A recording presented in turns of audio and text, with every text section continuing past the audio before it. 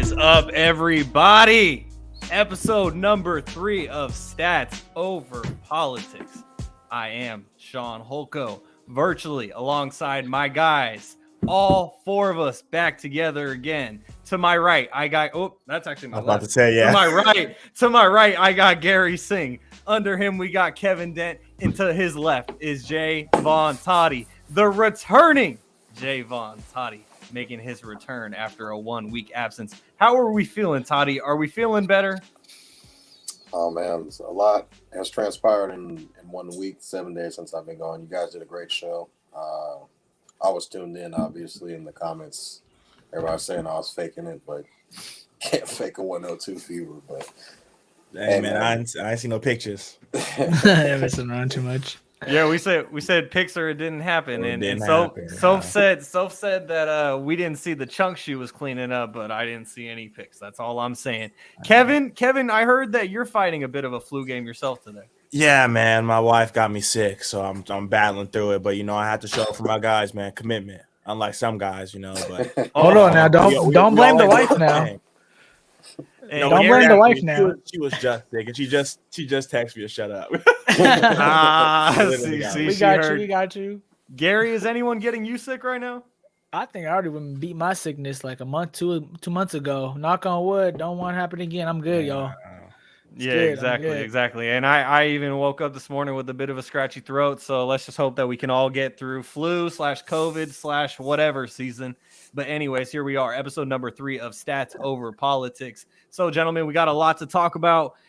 Last week, the Kings were streaking. This week, the Kings are streaking, but it's a different kind of streak as the Kings' 7-game winning streak, as we last left it, has come to an end. Now they are on a 3-game losing streak. We're going to get to that. We're going to get to some college sports. Yeah, I said college sports, not a specific sport. Just going to leave it open-ended for each guy to talk about something in college sports that they want to get to.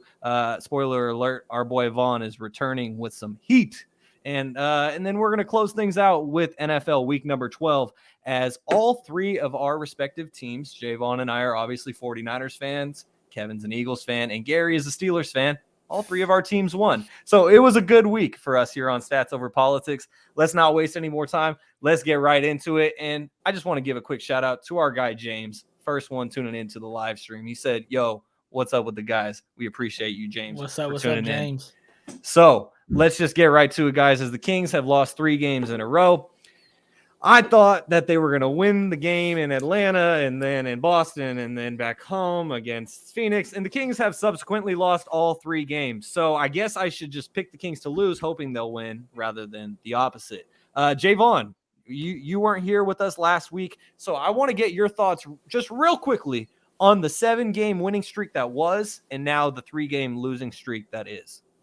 Well, we saw a whole wave, right? Like, when we first recorded that, our first podcast, Kevin and I kind of predicted the Kings to go, I believe it was 3-1 or 4-1.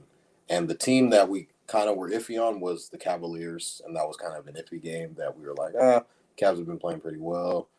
DG and Donovan Mitchell are going to be those 2 guards that, give the whole league problems.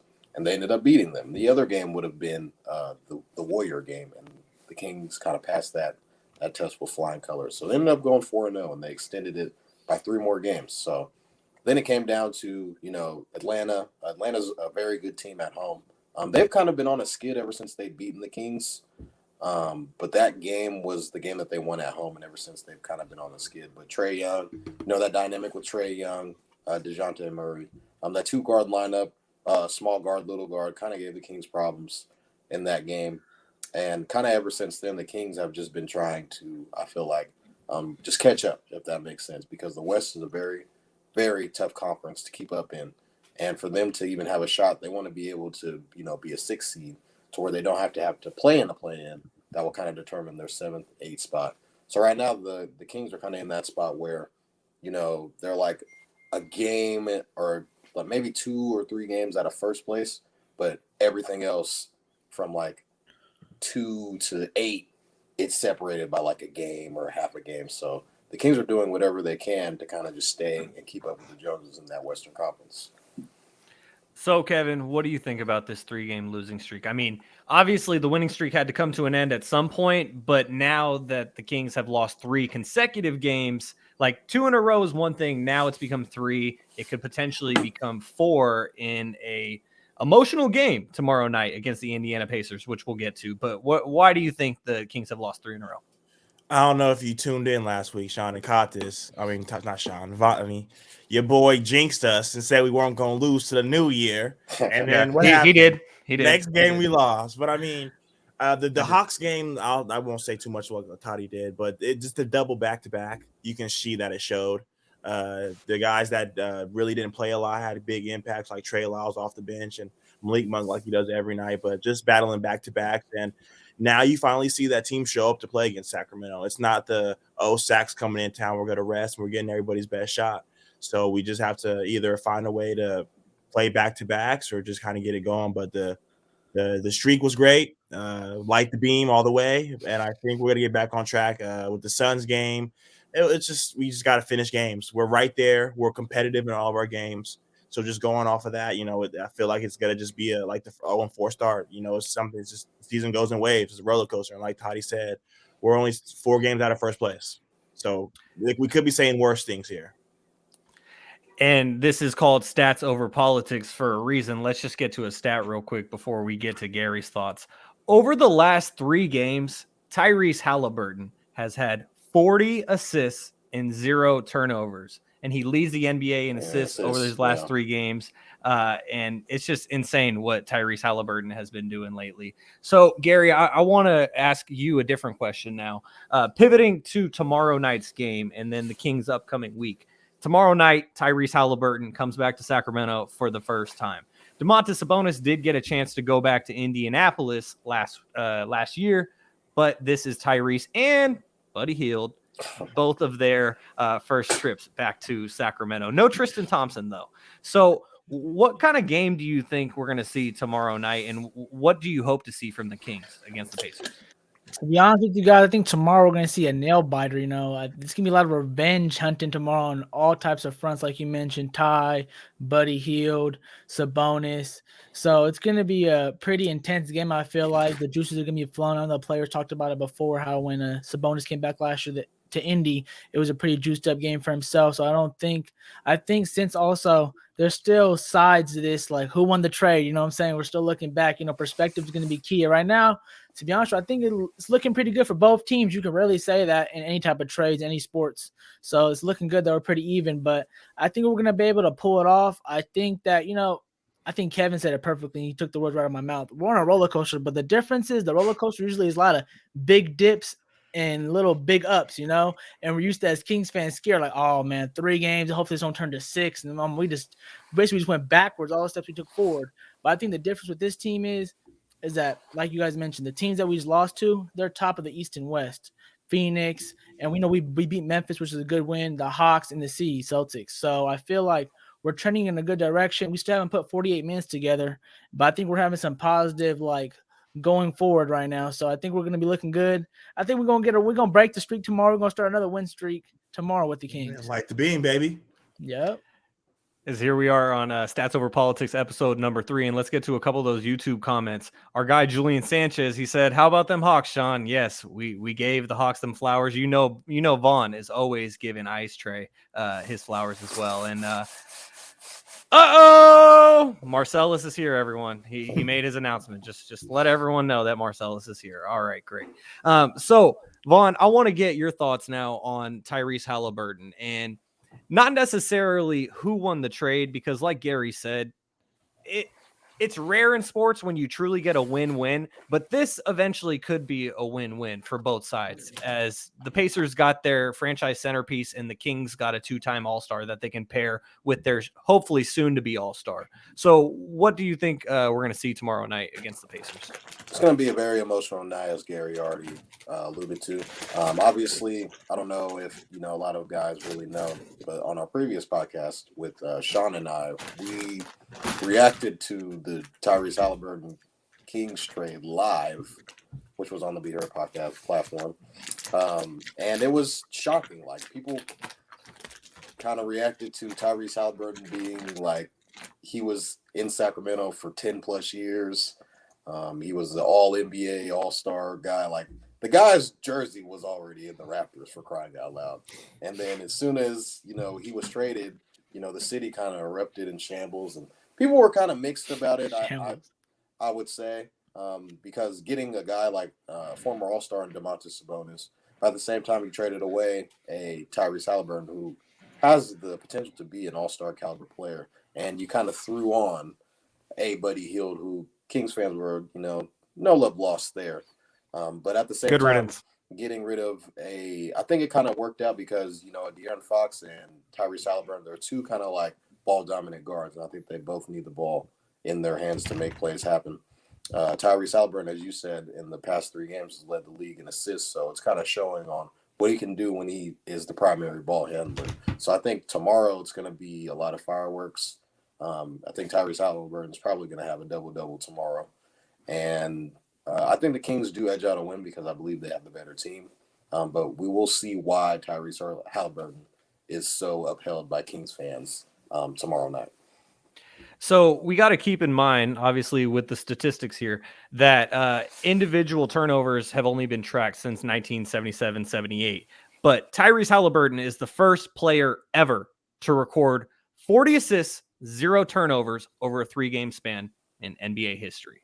Like I said, context, individual turnovers weren't recorded till 1977. A lot of great players before that. However, that's still a very impressive stat. And one other stat that I want to get to with Tyrese Halliburton before I get your thoughts on it, Kevin, is one, and I just want to read this verbatim from StatMuse. One is Nash MVP season. The other is Halliburton this season. Nash had 18.8 points per game, 4.2 rebounds per game, 10.5 assists per game, and 0.8 steals per game. Right now, Tyrese Halliburton is averaging 19.9 points per game. That's better. 4.7 rebounds per game. That's better. 11.3 assists per game. That's better. And 1.8 steals per game. Tyrese Halliburton is putting up numbers right now, small sample size, but he's putting up numbers that rival Steve Nash's MVP season. And you can also debate that as well. We know that Kobe had a great year as well. Kevin, I just want to get your thoughts on Tyrese Halliburton overall. Oh man, I love the guy. It really hurt me to see him. Really hurt me to see him go. But you saw at the end of last season when Fox was out, the true Tyrese Halliburton, and the world got to see. So I mean, yeah, that was kind of to our downfall. But I mean, we got Sabonis out of it, and he's been playing well. Didn't he have 40 in one of those games? Yeah. I think it was against the Warriors. Yeah. So I mean, he was out and he stepped up to the plate, and the whole world saw. We definitely gonna miss him. I'm interested to hear if you guys think they're gonna boo him or not. No, they're not going to boo. No. They're not going to boo. They're probably going to boo Buddy, but I don't think they should boo Buddy. I mean, Tyrese Shaun did come out and say how much he was pissed and hated Sac, and it was just a bad situation. I think that was more about the organization. I don't think it was more towards us. So, yeah, what'd you say, Vaughn? I said I don't think they'll boo him because it wasn't his choice to leave. Because if we're up yeah, exactly. What you think, Kev? I hope not. I really hope they don't boo him, but. He's going to get a fucking standing ovation tomorrow. Watch. You think so? Yes. He might get I think he's going to get a little middle. I think he's going to get middle. I think I think that he, and I'm putting him in the same sentence as this guy already after a season and a half, but I think he's going to get a DeMarcus Cousins reception. I was at the game when DeMarcus Cousins made his return with the Pelicans, and he got probably 75% cheers, but 25% boos. And I do think that there will be those knuckleheads who just hear the quotes that Tyrese Haliburton has said on The Old Man and the Three with JJ Redick and Tommy Alter, and they will hear those little clips and just think, oh my God, Tyrese Haliburton hates Sacramento. No, he loves Sacramento. He just got his feelings hurt. He got his heart broken, and he got traded in his second year in the NBA. And yeah, James listened to it. He remembers it. And Jaevon mentioned it when we had our Shaun and Vaughn podcast on the Be Heard podcast platform, as you can see from my sweater. Shout out to Don is dope. Anyways, I'm sorry. Jaevon and I, we reacted to the trade live as we were recording it. We weren't doing a live stream as we're doing now, but we reacted as it happened. The Woj bomb happened. And I, for like a solid 3 minutes, I pretty much just couldn't stop saying, oh, what? No, because I just thought it was going to be De'Aaron. But here we are, and I think that this could end up being. Look at you trying to trade De'Aaron. Yeah. Hey, man, I love De'Aaron, but I just thought De'Aaron was going to be the one. But who knows? Maybe the Pacers wanted Tyrese because they might have thought he was better, or because he was on a rookie contract while De'Aaron had just signed a mega max deal. Before we move on from the NBA, guys, I just want to get your thoughts on this last side note of a topic. So we see, I just mentioned DeMarcus Cousins. We see all the time where NBA players get fined, ejected, all that good stuff, and suspended even for cussing at refs. But we never seem to hear about or see when refs are the ones berating the players. And we recently actually just found out about something that happened on November 4th in the Dallas Mavericks versus Toronto Raptors game, as veteran official Tony Brothers said to Spencer Dinwiddie, "You are a bitch ass motherfucker." In some type of way, he said that directly to him, and that caused Mr. Brothers to get suspended for a game. So, Gary, I want to get your thoughts on this first. Do you think it's fair for the refs to be able to throw these jabs back at the players? Should everyone just be nicer to each other? What do you think? I think it's simple is this. Both sides go at each other. It doesn't matter. The refs be going at the players go at the refs. It's a heated moment. You know what I'm saying? They're in the game time play. That's all they look forward to all day. The refs they're getting ready for the game. The players are getting ready for the game. It's a heated battle and moment. So when things aren't going the players' way, players are gonna be irritated. That's just natural. You know, when you're competitive, you're in that fire, you're gonna be irritated. And when you're a referee doing your job and trying to, you trying to make the fairest call possible, when people are up on you and trying to like just keep every call, just every single call, especially the NBA, we know, guys, every call, no matter if it's wrong or right, the player's gonna say something to them, running up the court, dunking. It could be positive, negative.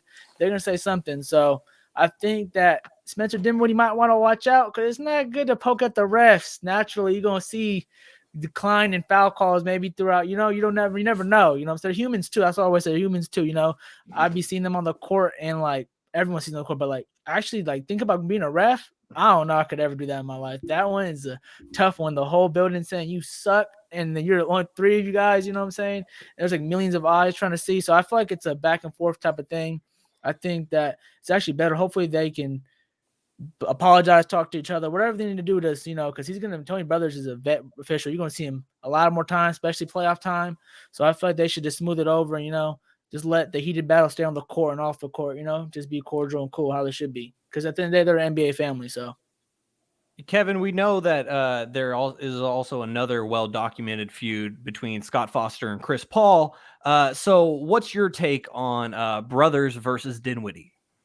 I got to go off what Gary said. It's the players talk a lot of shit, and the refs got to sit there and eat it. The refs know that people tune in to watch the players play and not watch them blow the whistle. They know it, so they know it in the back of their head. They got to make the calls. So of course they're going to get the backlash. But Spencer Dinwiddie caught him on the wrong day. He's a veteran ref. We haven't heard anything like this. So now I'm more intrigued on what Spencer Dinwiddie said to say that, because like Gary said, he's an established ref. He's been around for a while. He does playoff games. For you to just go out there and say that, there had to have been something to provoke him to respond that way. you kind of dry Jaevon. snitched. I ain't gonna lie. You could have just went up to him and said something like, "Hey, that's not cool. Next time, you say that to me." So now you bring it public. The refs not gonna like it because they don't like to be in the spotlight too much. You don't hear too much about refs other than like back in the day. A couple scandals here and there. So it's gonna be a little interesting to see this. And Vaughn, you got anything you want to add? I mean, refs and players probably been going back at it since the beginning of time. So this is probably not the worst thing that you've probably heard a ref say. He probably got caught. So you can only imagine just the things that have probably been said, throughout the years. Just imagine when Michael Jordan was playing or when Shaq was playing. Jesus Christ. Kobe. Oh my God. Just think about the Kobe, Shaq, Sacramento battles that they had in the playoffs. You probably had a lot of just back and forth all the time. So I think this is it's more modernized now because, everybody has a phone and, everybody has something to say. So I feel like, he just got caught this one time. I think he got suspended for a game. He only got one game, which is pretty crazy. Meeting him back out there. Yeah. And then, it kind of goes back and forth because Spencer Dinwiddie got ejected in tonight's game. after a flagrant 2 calls. So, The story The continues refs now. banding down. Yeah, The refs yeah. down together. So, I mean, For it sure. kind of goes hand in hand. So, I think this isn't the worst thing that has probably happened. He just actually got caught. So, I think it's probably been going on for a Real while. quick, Sean. You got to think about a perspective too. Think about the other referees now. Like they're going to be thinking, like, hold on, like I don't know. They could think of both ways. They could think our guy, like, try to protect our guy. Also, like, why are you cussing out players, making it tough on us, my guy? You know what I'm saying? They can go both ways. So that might even disturb his own peace and his own domain right there with the other referees. So, but they usually stick together. But I can see how sometimes, some referees are really cool and you can tell they can really know how the players know how to talk to them. There's a good respect there. You know what I'm saying? So when respect is lost, he's gonna, some of the other own personal referees might be like, hold on, why are you making this tougher for us? Come on now. Yeah, I bet the ref that tossed Spencer Dinwiddie tonight was like, that was for Tony. That was for Tony. That was for Maybe. Tony. All right, guys. So now let's move on to some college sports. We can call this a bit of a college free-for-all, as we could talk about basketball, football, tennis, soccer, golf, whatever college sports is going on right now in the NCAA. And before I toss this over to Toddy, I just wanted to give a couple of notes real quick. So the new top 6 in the college football playoff came out today. Georgia's still at number 1. Michigan moved up to number 2 after defeating the Ohio State Buckeyes again. TCU moving up to number 3 because of the Buckeyes loss. USC moving up into that top 4 as What? Jaevon is extremely happy. Oh yeah, look, everyone hears him. Yeah, And then count me in that Ohio too State. now. Ohio State, because of their loss to Michigan, they dropped down to number 5, and Alabama is at number 6 with 2 losses. Ohio State, they just got dismantled again against Michigan, this time at the Horseshoe. Another one of my teams, this one hurt me, as David Shaw, he resigned from Stanford after 12 years. He's just burnt out at this point, and Stanford's no longer good. And, Kevin and Jaevon, Duke and UNC both lost in men's hoops this past week. So that was good to see. James just wants to give a shout out to Big Blue Nation. I'm assuming that's Duke. Maybe that's Kentucky. I don't know. That's Kentucky. Okay. Just okay. I figured Big Blue Nation. I thought it was Kentucky, but I was talking about Duke. Who knows? Anyways, Vaughn, the floor is yours. Just talk about college sports. Hey, man. It's gonna be a while, everybody. I mean, yeah. Break out the timer. I missed a lot, going in this past weekend. It was a big weekend. I just want to say my condolences to Kevin because I know he had a very rough weekend this past weekend. The Eagles kind of smoothed it out for him, but this past Saturday, Sunday it was a little rough for him. Shaun and Kevin, as we both know, are avid. When I say avid, I mean they bleed Ohio State Buckeye red. And when I tell you, them boys up in Michigan had a whole lot to say about that in the Horseshoe. So I was like, you know what? Let's make a wager. Why not put a little bit of money on it, right? So, Kevin, I guess he just didn't want to bet me because he was afraid of the game and whatever was going to come. Shaun, however, was like, you know what, Kevin? I'm going to take your bet for you. And I'm going to bet him this money. And this is easy work, right? We got CJ Stroud, the best quarterback that there is in the nation. He's supposed to be the number 1 top QB prospect to come out. There's no way that they go in and lose to Michigan. There's no way, right? And I am. Hold on, Vaughn. I'm an avid USC fan. So we're on the outside looking in going into Saturday, and we need a little bit of help for guys to kind of help us win. Kev was telling me the times for Iowa State, TCU, because Iowa State is playing the number 4 team in the country. There's no way that you need them to win. It's not going to be us. We're not going to help you guys get in, right?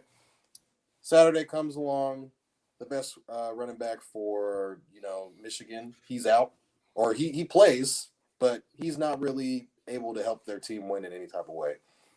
So Michigan, switched quarterbacks this coming up year, and their new quarterback is J.J. McCarthy, and that guy can sling the rock. When I tell you that they when the Michigan led and big chunk plays, he's throwing 60 yarders, 40 yarders, 30 yarders. Ohio State is just letting guys run up through the middle. You could drive a truck through these holes that these guys are giving. And the horseshoe, it's just, it sucks, man, because it sucks how, their Heisman hopeful quarterback was supposed to go in and let them, they weren't going to get stumped on national TV. Well, CJ Stroud's supposed to be the Heisman, the best quarterback in the nation, I guess, or whatever it is. So Michigan curb stomps. When I say curb stomps, I mean curb stomps Ohio State. Now they're on the outside looking in. Now, let's fast forward to later that night when I kept telling these guys, the best team in the nation is playing at 4:30 Pacific Standard Time.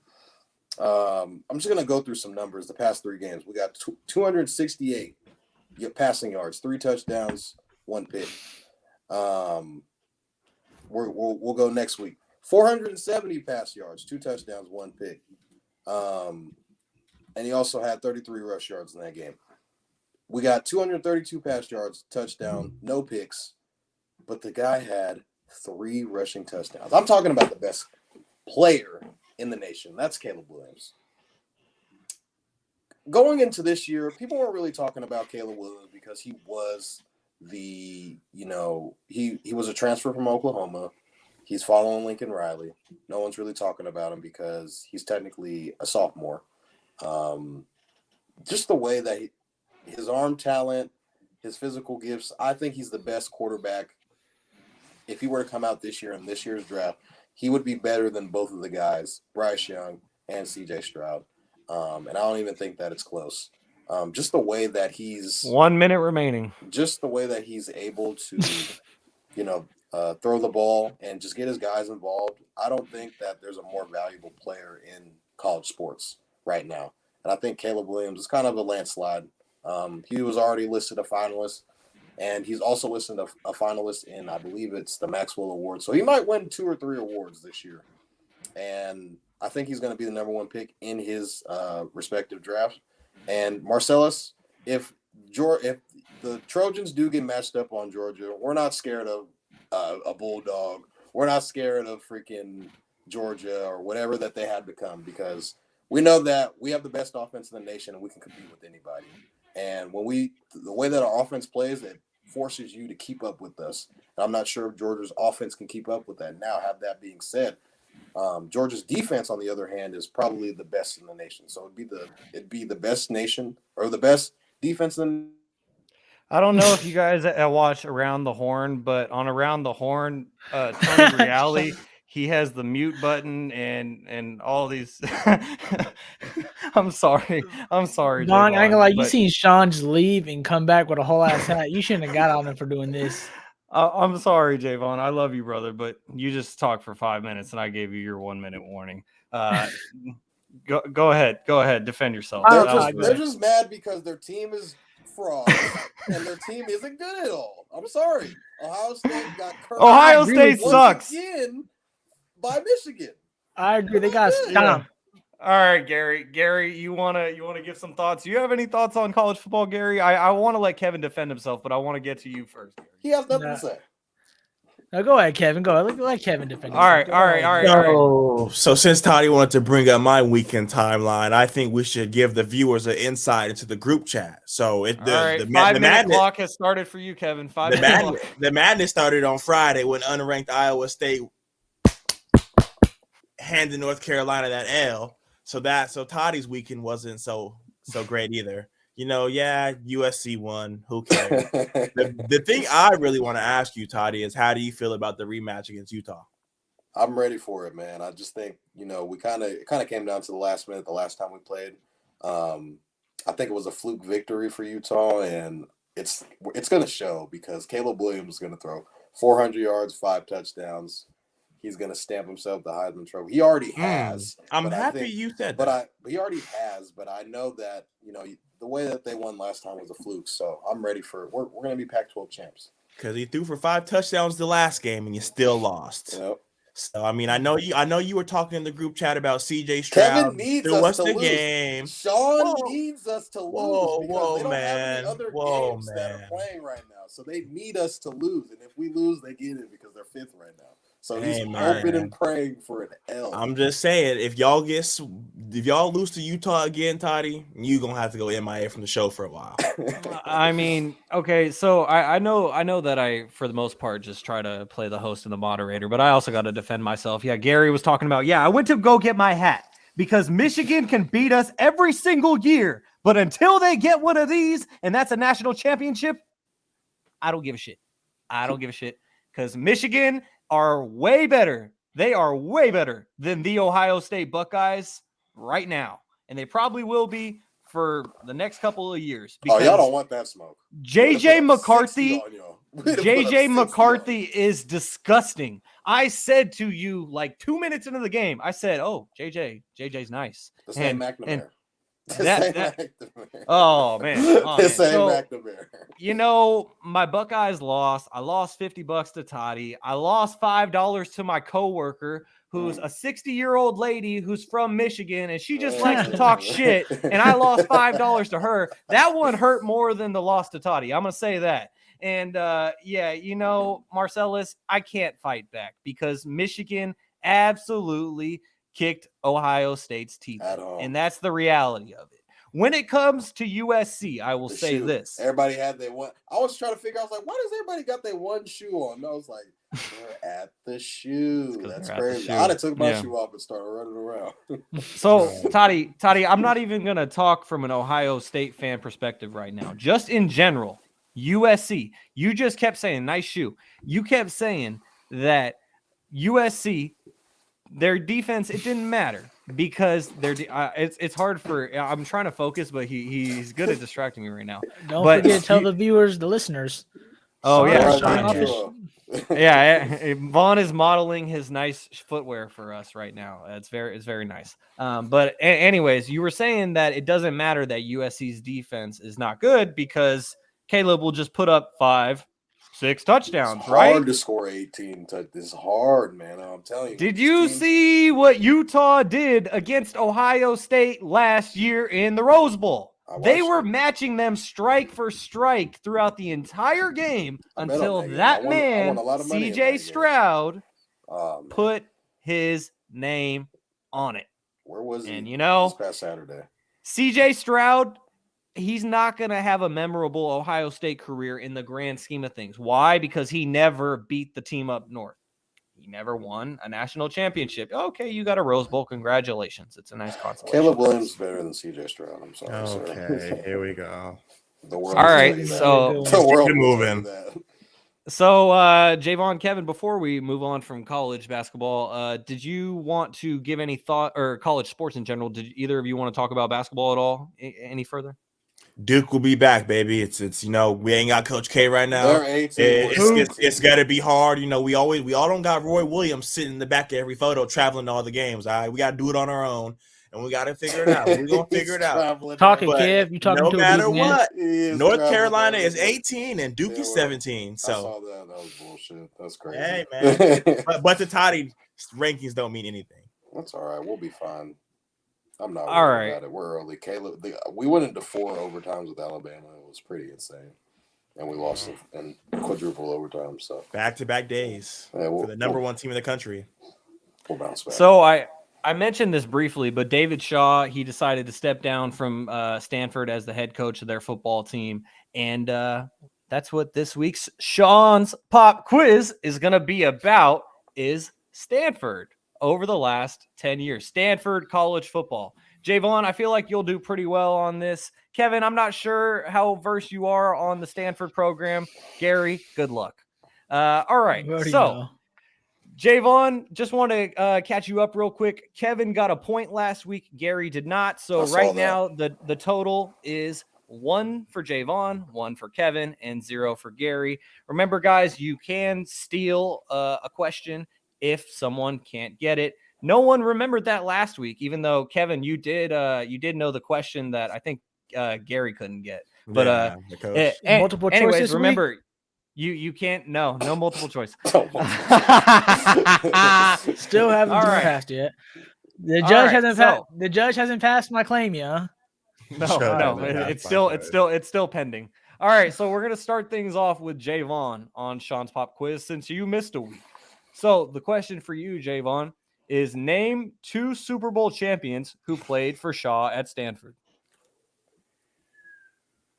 Okay. So Richard Sherman's one. okay, that's one. 2. This is a tough question to start things off. What, I made this what one. side of the ball did he play on? No. All I'm gonna say is that there have been multiple Super Bowl champions, more than just 2. So Okay. you got one of them. Richard No, it's Sherman did play for David Shaw at Stanford back in like 2012. Gary, what were you gonna say? No, go ahead. Let Vaughn go. I was All gonna right, say Vaughn. Andrew Luck didn't win. He didn't win a championship, so no. No, he didn't win a chip. No. All right, Vaughn. So 10 seconds on the clock. Do you have any other guesses? We don't give half points around here. Yeah. Any? No. All right. And anyone want to try to steal? No. Nah. So let's think about it. Who was one of the best receivers for the Seahawks on that Super Bowl team? Tyler Lockett, Anyone? Doug Baldwin. Doug Baldwin played at Stanford. Oh yeah, That- Doug that- Baldwin. I Yeah. don't know that. Those were the 2 that I thought of was Doug Baldwin and Richard Sherman. So Mhm. I'm sorry if that was a little tough, but I tried to make it tough on Jaevon. Gary, we got a trick question for you on this one. It's simple, but it's a trick question. What is the name of Stanford's mascot? Oh my God. Oh, I know. I've been to Stanford too, a couple times. I don't know the mascot's name. And I no know it's a one tree in can. front. Yay! Also, want to give a shout out to Manny for tuning in. He got it. It was Doug. Doug. All right, Gary. What is Stanford's mascot? You got 10 seconds. Doug, are you gonna? No, Doug. No, Doug is not. Doug is not the That was the answer to the last The question. It was Stanford Ducks. I was like Doug the bear, Doug the tree. All right, so what's your guess? You got a guess for their mascot, or do you want to give it up? Cardinals. All right, your guess is the Cardinals. That is wrong. Do we have anyone trying to steal? Kevin? The tree. No, that is wrong. Jaevon, do you? I was about do to you say have a guess? Kevin. I thought I said the It's tree like too already. I know they're called the Cardinal. Oh, ding, ding, ding! That's it. Oh, they are. they, really? Oh, That is come it. on, bro. they Come are on, the y'all. Cardinal. They are. That, What did it I is- say then? Just let me. You put said the the S card. You said the Cardinals. Cardinals. Yeah, you said the Cardinals. That's a bird, it is. sir. It is specifically Bird, the sir. Stanford Cardinal. The Stanford Cardinal. The tree. The tree you heard me is wrong. the tree cut is out. their mascot. Oh, okay. Oh, yeah. It added that little. Sir, you just got some braces. Yeah. with that. Cardinals. You did, yeah. And This is Mike, man. My bad. Also, Marcellus, I also want to specify that these questions are during the David Shaw era. John Elway did not play for David Shaw. He might have played with David Shaw, perhaps, but he did not play for David Shaw. His old ass All don't right. play with no David Shaw.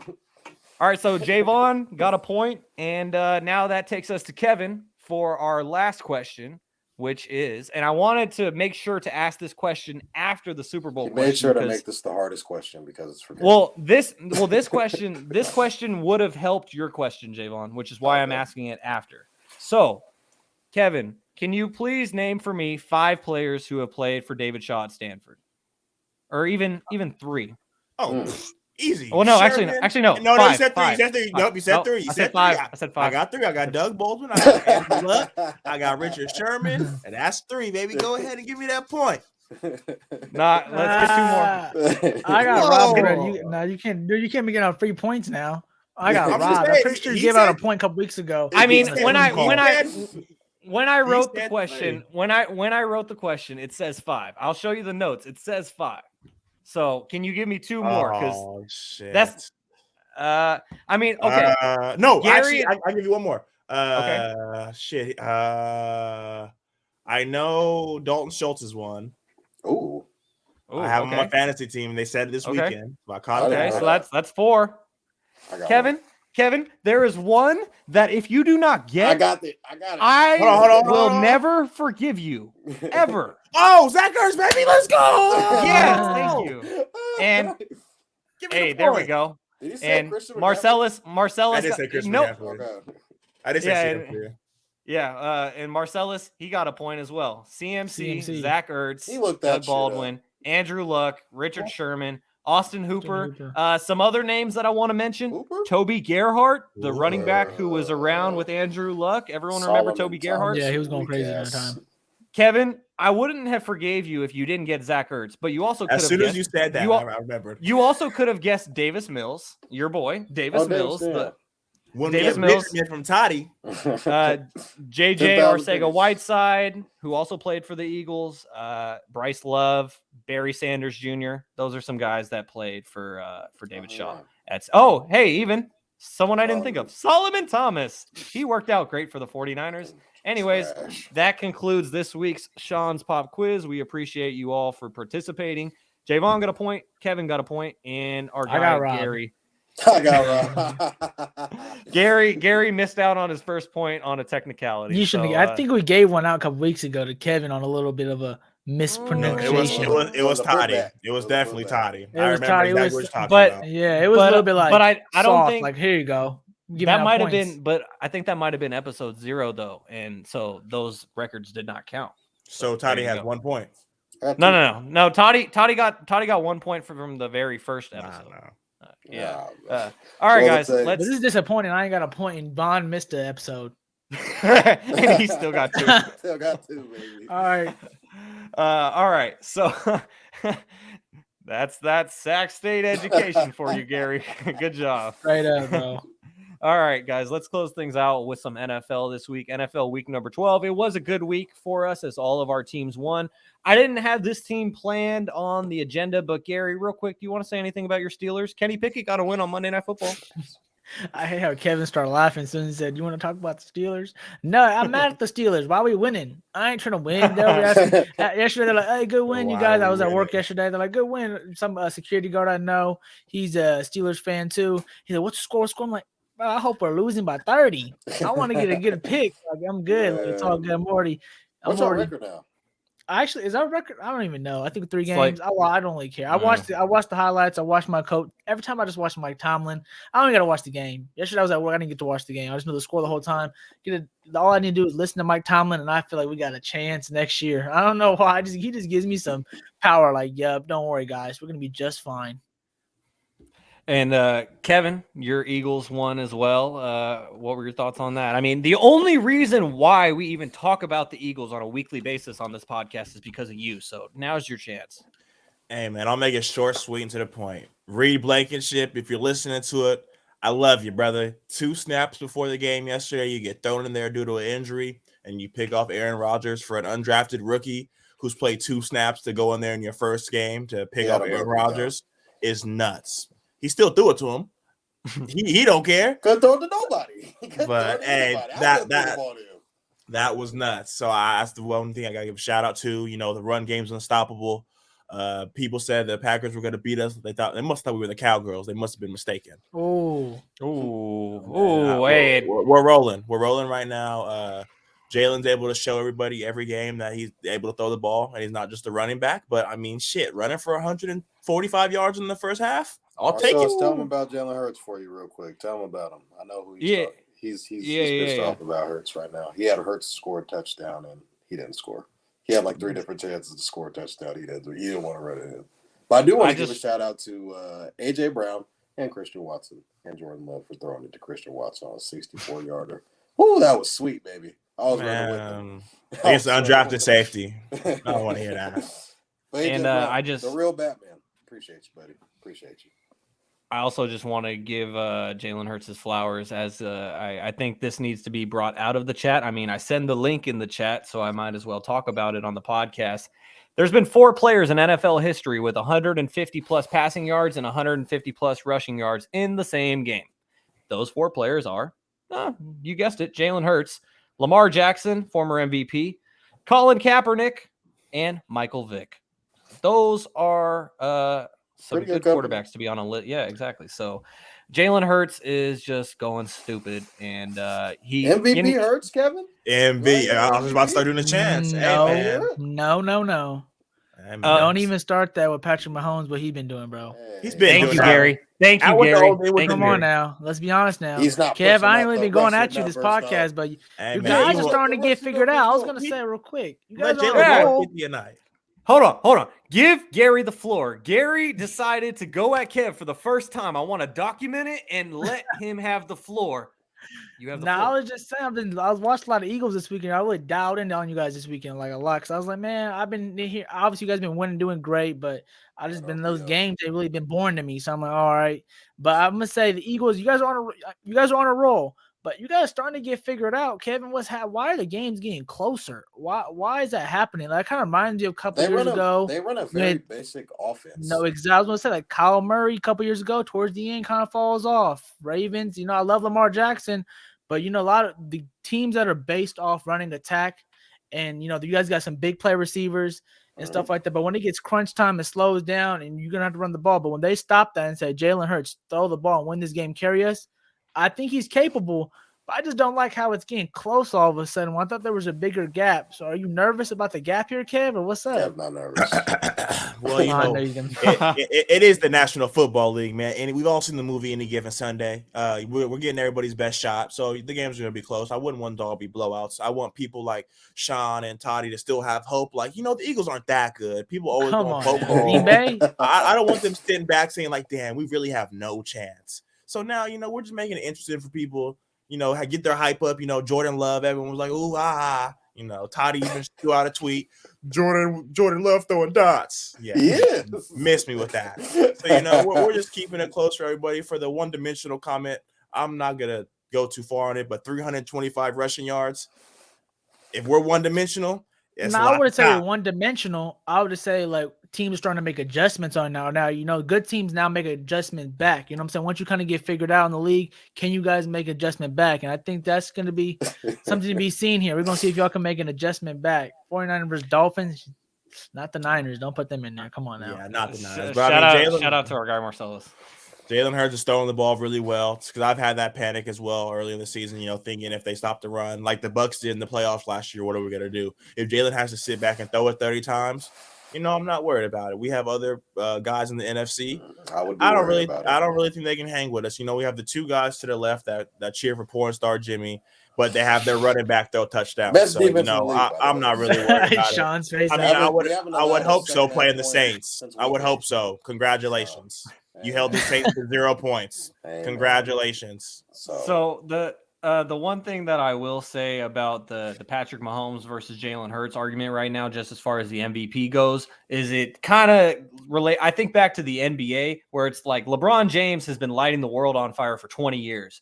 And if Giannis has a great season, are we going to give Giannis the award because he had the best season? Are we going to give Jalen Hurts the award because he's having the best season when Patrick Mahomes has just been on this level consistently for 5 years and he only has one MVP, right? Why not? Mahomes should get another MVP, in my opinion. But I want to get to a really good question that our guy Manny asked. And he said, and also, for those of you who don't know, Manny played football at Sac State, and he was a defensive player, which leads to this question. Do you think a defensive player will ever win an MVP award? Gary? I don't think he No, I don't think he did. Gary, I want to throw this question to you first. Do you think a defensive player will ever win an MVP award? I mean, I think defensive players should be I think they should be in the running for MVP. Just I feel like some running backs on certain teams, like when Henry was getting off, he still is getting off. When Cooper Kupp last year is being a great wide receiver, I feel like they should be. But at the end of the day, I feel like MVPs, I always say it's for basketball. You kind of relate to football, but I feel like the MVP always goes with three things, stats, your narrative. Sorry to say, but it is a narrative type of award, because that's what AKA politics. Exactly. And I would also say the third thing, how are you playing? How much, obviously, how valuable to your team is. So I feel like there's defensive players. Hey, I wouldn't mind seeing my guy TJ Watt give defensive player. He be changing the game. So I think I feel like it's gonna be too hard for defensive player to get that MVP award because there's defensive player of the award. Like that's their MVP. So I don't really feel like they would have opportunity. So I feel like they're always gonna give to a quarterback. Just that's how it goes. Just they have the most on their plate. They get the ones that get most chewed up, and they also get the most celebrated. So I would want to see some other positions to get some love, but I think defensive player is probably a tough one to give love to, especially for MVP. Kevin, what do you think about Manny's question? Unfortunately, I think the time's coming. And I say unfortunately because I think the first one to do it will be Micah Parsons. Oh, That if someone could do it, it It could would be be him because him. it's that Kevin star. doesn't have anybody. It's on that his Dallas team we can Cowboys talk about star that's pumping worthy him of up. the award, So I mean, we could talk about the leading interception guy, but I mean, we don't have to go too deep into the Eagles. This is an Eagles podcast. yeah, well, That's what. So you stay over there on your side. Or yeah, we'll I say see. you We'll stay see. over like there. how there was no I forgot pushback about on Big TJ Play Watt. Slave for a hot minute. I forgot. I'm just about happy Hey, there was man, no you bet- pushback on TJ Watt. Thank you guys, appreciate it. Hey, TJ Watt is a baller. TJ Watt is a baller. Javon, I want to get your thoughts on this question as well from Manny. I'm going to say no just because of the fact of where the league is at right now. It's very pass happy. It's very offensive structured. People are hiring offensive coaches for their quarterback. Teams are trading 3 first-round picks for a quarterback, not for a defensive DB or a defensive tackle. Aaron Donald is probably one of the greatest D tackles I've ever seen in my entire life.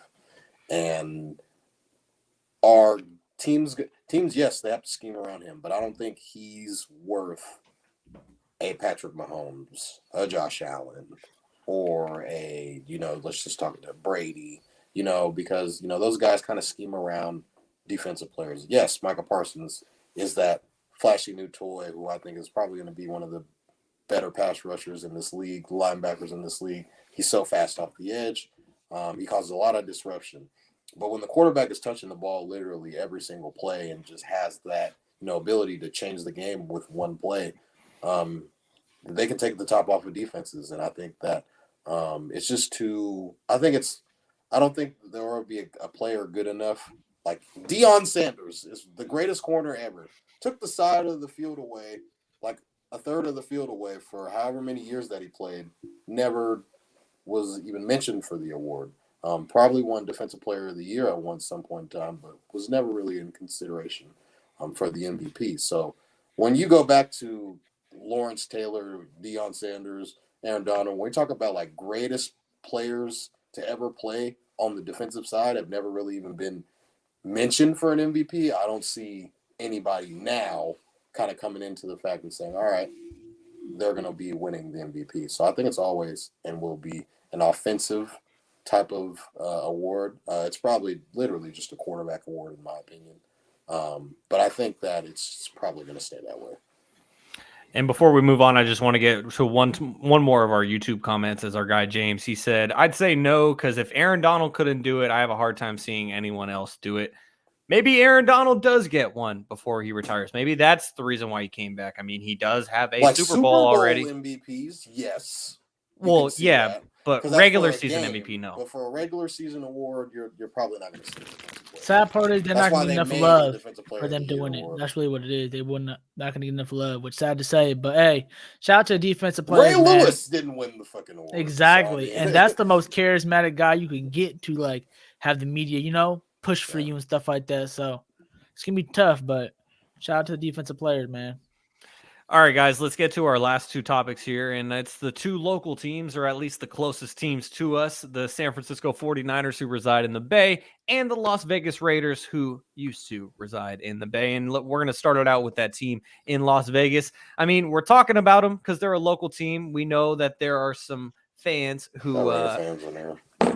Yeah, there's Raider fans in here. I mean, our guy Bear is one of the main ones as well. And I just want to touch on something that just happened real quick. For the audio listeners, Kevin just had a big, bold reaction. And as a noted Eagles fan, he could not. Asante Samuel. he just couldn't with our guy Marcellus in his comments saying Asante Samuel is the best Eagle of all time. Okay. That's a hot take. But let's just get our thoughts on this Raiders win real quick, Gary. So the Raiders, they win in overtime in Seattle. They help out Jaevon and I's 49ers, so we appreciate them for that. Are the Raiders – I mean, we're going to keep asking this every time the Raiders win a game at this point, but are the Raiders going to make the playoffs this year? The Raiders have a chance. They're 4-7. They're 7-4. They're 3 games back. They got a chance. Shout out to my guy Josh Jacobs, killing in my fantasy this season, killing last game, especially that big overtime touchdown to win the game all the way, breaking through, made it look lovely. Shout out to the Raider fans.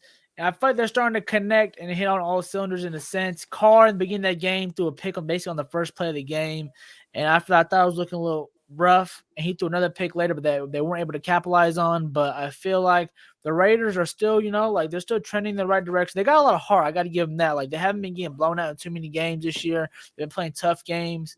They got a tough division, so they have a lot of. And man, Max Crosby is a different animal as well. Their line's been really, again, that quarterback. And again, the Seahawks were a little bit shocking. You know what I'm saying? They were a little bit shocked. They're still shocking me. I still don't believe in them fully. But hey, I was watching that game, and Geno Smith, man, I never seen a player go from like starter, go all the way down to the bottom, backup QB, come back and actually be a legit starter, not because of injury concerns. He's actually starting to be a legit starter. So we're going to see how they were struggling. I see the comment. They were struggling in the sense in the back end, but I feel like they had a couple key plays to pull out that game at the end. So they gave them the chance because the Seahawks were cooking at some point. So I feel because, man, their receiving core is still one of the top receiving core in the league with Lockett. So I think the Raiders still have a chance. Were they going to do it? Nah, I got the Chargers, and I think I got the Bengals and Jets keeping it. That's what I'm going to say. I got Bengals and Jets keeping it. Bengals, I think, are going to have a little lighter schedule going towards the end. I think the Jets do as well. So will they get in? No, but do they have a chance? They have a chance. So you're telling me there's a chance. So the last question that I want to get to, and then we're just going to kind of give all of our final thoughts for this week. But Jaevon, since you weren't with us last week, I want to ask this question of you, which I asked our two friends to the right of us. Young. He's not ready yet. And so the question was, will the 49ers win the NFC? Fuck no, baby. Hey, man, I guess we got the big bad Eagles and the big bad Vikings standing in our way. So, I mean. Didn't even mention the Cowboys. That's good. Not worried about the Cowboys at all. Cowboys know what we do. They know what's up with us. Yeah, like I said, we got the big bad Vikings, man. They're 8-2. They're big and they're bad. We got the big and bad 9-1 Eagles in front of us. Bigger and badder. Make sure you. The big bad. They're number one team in the East, man. We don't stand a chance against those guys, man. I don't know, bro. I don't know. 13 points was quite a much, right, Kevin? So many points scored in that game. The way that big whopping number. We won a game by scoring 10 points last year in the playoffs, so the points is not the issue. That is not good. Just being the better team is what it is. But like I said, we're not good enough to face those guys, man. Those are real playoff teams. They're ready. They're well coached. They got guys everywhere. We're just not ready for that type of caliber team. So I'll say no, man. We're not ready for those guys. Okay, all right. I can't tell if he's serious or he's messing. Jaevon is 1,000% being sarcastic right now. I was gonna say. No, you guys hear his voice getting a little quieter, a little more monotone. No, man. No. You shouldn't let me be sarcastic right there. Who's never won a playoff game ever? I'm not worried about those guys, man. Hey, man. They put on so much of this regular season thing. It's just something about it, man. They put on all these points and stuff. Just, they've never won a playoff game, so, I got a question for you, I'm very afraid of this team in the playoffs. Quick question before we get out of here. I know we got a couple 30 seconds left, but do you guys think, are you guys peaking at the right? I feel like you guys are peaking right now. Do you feel like it's good that you guys are peaking right now or no? Oh, you saying the Niners are peaking? The Niners. I feel like you guys are peaking right now. Do you feel like it's good to peak right now? Because I would want to, you guys had a lot of injury concerns over the years. So is it good to peak right now, you guys think? Are you guys happy to see it, or you're wishing, hopefully this stays low for a little while? I don't know. What do you guys think? Jaevon, go ahead. You want to answer? Hey, man, like I said, man, we're on a 4-gamer right now, so we're starting to rev up a little bit for us. We got the mighty Dolphins. They're number one in their division, so they're a very tough team in the AFC. So I think that's going to be a great win for us. You do. You can never count out Tom Brady. That's another team that's coming into town next week after that. So I just think once you start seeing us rattling off these victories, I think people are going to start recognizing us like, hey, then what's going over there in San Francisco? So, we started off, we were 3-4, now we're 7-4. We won 4 games straight. Like I said, we got the big bad Vikings ahead of us, and we got Manny knows football. That's all. Manny knows football, man. So Manny's a Seahawks fan. He don't know football. But he knows though what happened when we played against the Seahawks. So he knows. Like I said, we got the big and bad Vikings ahead of us. We got the big and bad Eagles ahead of us. We're like a game. We're 3 games out of first. That's all I gotta say. So just don't let the Eagles lose to the Titans this week, because I think Vrabel has something. Derrick Henry. It's gonna be a tough, very, very tough and emotional game for them. So I mean, hey, if the Eagles start losing, then and the Niners start winning, we're just gonna start getting closer and closer to that number 1 spot. So all of a sudden, Eagles don't got the number one seed anymore. That's all I got. We'll see, my brother. So you feeling confident Sunday, Toddy? Say that one more time, Kev. You feeling confident against the Dolphins? I'm feeling very confident. Oh, I hear a bet coming. I'll give you a chance to get your $100 back if you feeling real confident. You want to bet the 100? We could bet a blue strip. So that's now $200 you're gonna have to owe me. So I want you to sit back and think about it. You want to go back to Dub? Talk to the missus. They're without their starting left tackle, so I just want that to be known. And our D line has, like I said, Eric Armstead is coming back. We can bet it. It's easy to hold the Saints to 0, but I'll let you talk to the wives, talk to the missus, and you know where to find me. Oh, he said you need to review the information. Yeah. The team. All right. Well, that's pretty interesting, and we'll update you all next week on whether or not they actually did make that bet. I just want to give my final thought, and my final thought, I want to reference a comment that did not surface to the mainstream earlier, but I will bring it back now. This weekend, the 49ers play the Miami Dolphins and Mike McDaniel. It will be the first of 2 times that they play the Miami Dolphins this season because, as Marcellus noted, the 49ers and the Dolphins will be playing in the Super Bowl. Like I said, Gary, the big and bad Vikings, the big and bad Eagles. We need to strip Shaun from his powers, I think, with what he chooses to guide the conversation towards.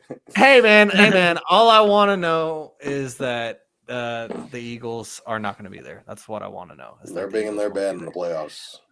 Kevin, you got Kevin, your final thoughts, bigger and badder? Bigger and badder, and next Tuesday, Kevin's going to be $200 richer. Hey, Kevin, one quick question for you real quick. Was your fit hard, though? Oh, my fit is always hard, man. Make sure you go check the gram out, man. I am Kevin Dent. Kevin is rich, by the way. So. Gary, final thoughts, my friend? Go Kings. Let's go beat the Pacers. Let's go start a streak, guys. Come on, beam team up. Baby. Let's go. Come on now. The Beam Team. And with that, we wish the Sacramento Kings good luck against Tyrese Halliburton. It's going to be a battle. And that's going to do it for another week of Stats Over Politics. For Gary Singh, Kevin Dent, Jaevon Toddy, I am Shaun Holko. I appreciate you all for tuning in on YouTube. Make sure to subscribe. Give us a thumbs up on this video. We really appreciate it. And rate, review, and comment on Apple and Spotify. We got the podcast on the feeds now, so give us a review. We would appreciate it. And we'll catch you all next week here on Stats Over Politics. Peace.